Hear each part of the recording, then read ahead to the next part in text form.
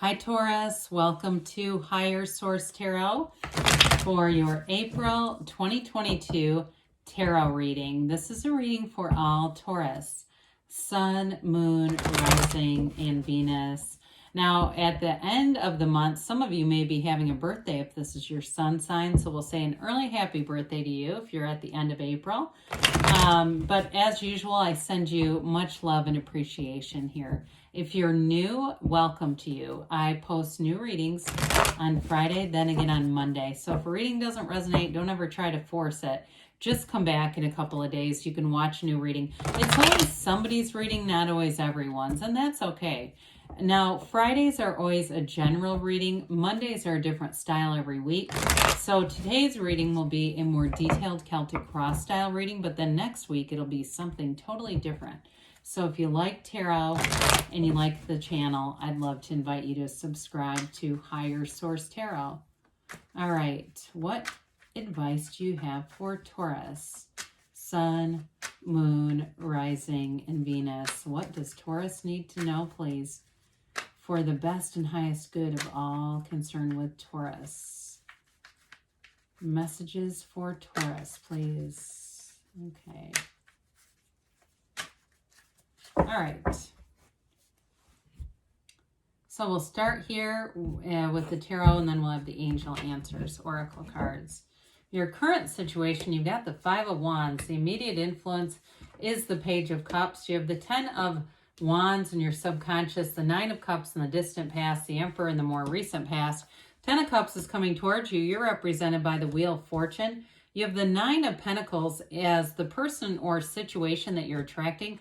The High Priestess is in your hopes and fears. Ace of Swords in the outcome. Now, the bottom of the deck, this is interesting. You have the Six of Pentacles, Four of Swords, Nine of Swords. Now, let's take a look at this. You have three major arcana. You have all the fixed signs. You have Aries here, fire, water, air, and earth, all the elements here.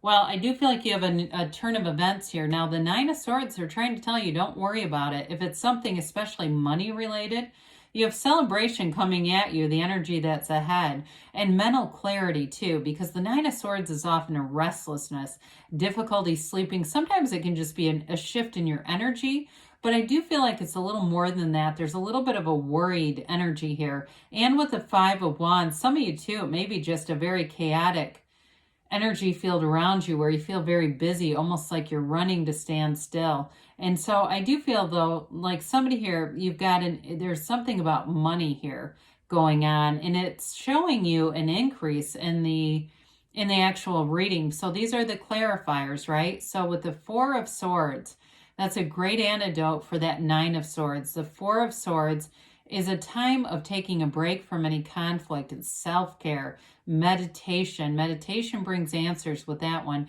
You also have a small window, and you don't have many windows in the tarot. Knock and the door will open. Ask and it is given. So it's like getting order in your life, getting mental order. Fours are like the four legs of a table. So fours are about classification. Like I said, it's order. Some would say good orderly direction is the name of God. Okay, so you don't have to be religious though.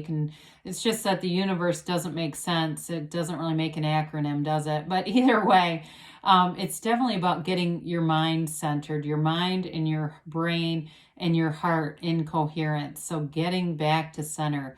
So the Six of Pentacles shows reciprocity and balance.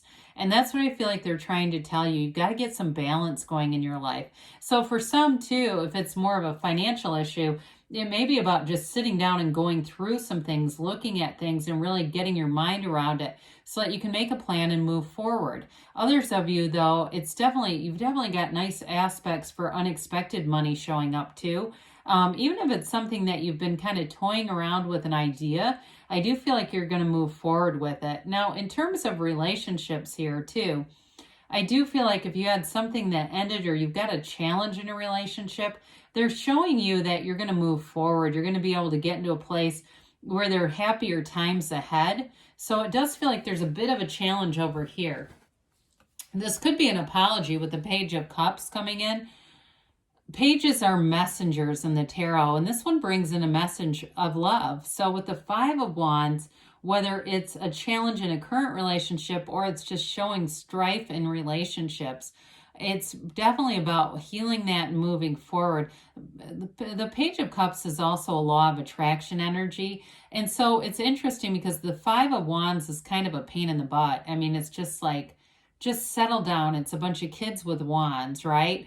And fives are adaptation, their activity. They're kind of a means to an end, or mind over matter. And so if it's a conflict at work or in a relationship, the Page of Cups is very optimistic. It's an energy of fun, of being carefree. In some ways, the Page of Cups reminds me of the Fool, because the Page of Cups can kind of let everything roll off his back. He doesn't get keyed up. He doesn't get agitated. So whereas like the Page of Swords would be one, I wouldn't want to see that here, because that would be more like likely to get involved in the conflict, not the Page of Cups. I feel like they're telling you, just be easy about things, Taurus. And especially too, you don't have to participate in every fight you're invited to. There may be a bit of a, with that Four of Swords, a bit of a reprieve where you get away from this. And it really helps to be around those Page of Cups energies, whether it's friends that are just uplifters or being social in different ways. I do feel though, in terms of a relationship, I like to see that 10 of Cups happy family and the 9 of Cups. That's really cool. You have, on one side, you have the 9 of Cups, then you have this 10 of Cups. I mean, that is really cool when you see this together, because there's 78 cards here. You have a new cycle here that's going to bring in something that really moves you. I mean, it is important in terms of relationships. It's like a new energy that brings in bliss. And so who doesn't want that? So anyway, back to the subconscious here. Let's address this. You've got quite a few 10s here, which indicates a new cycle. So there may be something grounded or rooted in your subconscious that needs a bit of addressing, because this is a lot of effort. It has a bit of a force manifesting feel to it. We got to be careful with that, because it will work. Okay, we can manifest things through force, but they're not sustainable. The energy is just not aligned in the right way. It really is about reconditioning the subconscious to be more open to possibilities, because this feels like a lot of effort. And so some of you too may have had an upbringing where you had a lot of responsibilities on you, and it may have traveled right into your adult life where I get somebody here where you feel like, why am I the only one that does anything around here? And maybe it's in a living situation, if you're living with people who are super lazy, but it keeps showing up as a recurring theme in your life. And so until you address that, because sometimes people will say, well, how do I know what's in my subconscious? Look around you. What are your finances like? What are your relationships like? And it's coming from this. So I'd love to see the 10 of Cups. Maybe next time I read for you, we'll see the 10 of Cups and we'll say, wow, you've already made great progress. So in the distant past, you had this 9 of Cups energy, and this is he's actually an innkeeper. And so it's a card of great hospitality, of doing things for others. And again, this may have been you, but I do feel like it was in some ways like the 6 of Pentacles, where you're getting something back from it. So it's not just you investing and then no return. Some of you too, this may be an indication of hard work, and those cups, he's proud of those. He's got them all lined up saying, look at all my cups, look at my achievements. That's like his crowning glory. So some of you may have achieved some things that you're rather happy about. And I actually feel like it keeps carrying in, even if it's been a relationship that was this, and you felt like this is it, this is the relationship. And then you had a bit of a challenge or a conflict in it. I feel like there's recovery here. I don't see it ending at all. So in terms of this too, in a job, it also can be that investment and things start to really get that energy moving forward, where things are bringing in momentum, because you also have the 9 of Pentacles here, which is the luxury card. So you've got money showing up. Well, the Emperor comes in, and the Emperor is nobility in the tarot. I mean, there's nothing higher than an Emperor. The Emperor is an authority. It's really getting things done. So this could be a promotion too for some of you. He's definitely in charge of things. And if it's somebody who's been in charge of you, I do feel like they like you if it's a boss. They might be rather stern, but they see you as somebody who's a hard worker, who's kind of a straight shooter too. If you're pretty straightforward, they like that about you. But with this quality, I do feel like they have you in mind in terms of long-term promotion, seeing you ascending, or even almost like an apprentice type. Now, others of you in a relationship, the Emperor is a protecting energy. It's somebody who wants to work through things, who wants a relationship. Even if sometimes they're not the greatest communicator because he is stern, he has this little pool of consciousness that runs from his Empress card through his card, okay? He's not always the best at being in touch with his emotions, and that may be part of the conflict. He's kind of cerebral. So for some of you too, this is another card of measurement and order. It's definitely somebody who plays by the rules and uses a lot of reason. And so it may be hard sometimes with them because they do tend to be rather logical in things and be more from the head than in the heart. But with this, he's got his Empress, this symbol here, the staff.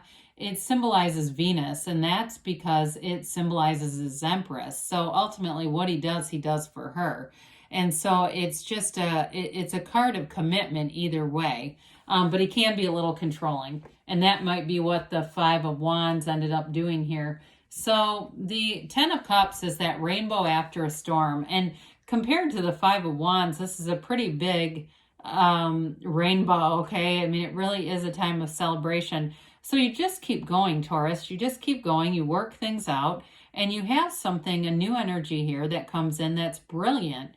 It really is an energy of perfection. It can be a bit subjective. So like I said, if it's about a job, it's a positive turn of events. In a relationship, this is celebration in a family setting. And it can even be in the material, like buying cars and things like that, or a house. So if your conflict in your relationship is over something like that, I do feel like it's going to work out, especially with the Nine of Pentacles here.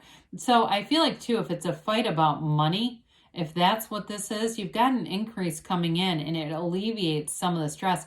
And I want to say this because somebody here, there is a bit of a communication issue with whoever their significant other is. And I do feel like it helps with that, sort of overcoming and having a real heart-to-heart talk about, like, we need to communicate and we need to do this a little differently. There's something important about that. So the Wheel of Fortune is an unexpected turn of events. It's momentum. So it may happen very quickly that things change, but they are always for the better with this. It's never the wheel of misfortune.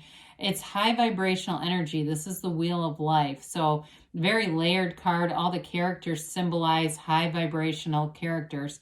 But the wheel has the word tarot around the outside. If you begin with each letter and begin a new word, it's the name of God in Hebrew. It's a portal into the divine. So it's a card that tells you to meditate. Get yourself centered. That Four of Swords is important here because I feel like with this, you're going to have an energy that picks up quickly. And if you're already centered and aligned, that's part of how you're calling it forth. You get into the center place, but when this happens, it doesn't knock you or throw you through a loop where you feel out of control. That Sphinx at the top of the wheel sits and is unmoved by the energy. So it definitely is a card of having some control. Well, the Nine of Pentacles, she's covered in grape leaves because it's all about abundance and prosperity. You're flourishing in this energy. That whatever money you need, if it's a refund or something that comes through, it's going to help you with that Ten of Cups, especially those of you that are trying to buy something or move, or it's like I said, a conflict even with a roommate and you're looking to move. Wherever you move, it's going to be way better. I mean, this is living in abundance. Like I said, she lives a lavish lifestyle, which is perfect for you, Taurus. It really is an energy of having more, but it's also, like we talked about with the Page of Cups, she's very connected to her community and like networking and socializing. You have all the right connections here. Now, I know she's the single lady card, but I still feel like somebody in a relationship, I don't see that ending. I just see it as a continuation, but with an increase in money and finance that creates a sort of a new avenue. If there's been conflict, it almost opens a new energy channel. And that's how I feel like you'll get through whatever the communication issue is with this relationship. And even if it's with work too, I feel like communication definitely improves. So the High Priestess comes in, and this is where that little trickle of water in the Emperor, this is the original place of origin here, is through her robe. And you also have the moon here, which symbolizes a new cycle coming in. And then her crown touches these pomegranates because you're bringing heaven to earth here. She's the card of the psychic. So you've got intuition here that you need to be open to. Allow those intuitive hits to be your guide. She holds the law of life, the book of Torah, on her lap. So you've got the wheel of life and the book of life, or the book, the universe, the book of the universe, however you want to say it. Accessible information is coming forward. So anything that needs to be revealed, more will be revealed with this energy. And then ultimately, you've got a new beginning here with the Ace of Swords. Aces are initiations and beginnings, but this one is a bit of communication that's going to move everything forward. And it's very clear. I mean, it's clear-cut communication, clear-cut answers, and clarity of mind. Okay, so even though you do have a bit of mental energy, I do like the High Priestess because she brings in spirituality. And so after the Emperor, the Hierophant comes next, which is the counterpart to the High Priestess. So I do feel like there's a connection there too. Let's see what else Taurus needs to know here, please. Messages for Taurus. Information for Taurus. Compromise. All right. Is somebody in a relationship? That's important. Ask for help from others. So that connection with the Nine of Pentacles may be helpful. And you've got abundance here. Good things are on the way. In the near future, they tell you. And you have don't stop, Taurus. So good things are coming. I love you, and I'll be back again soon.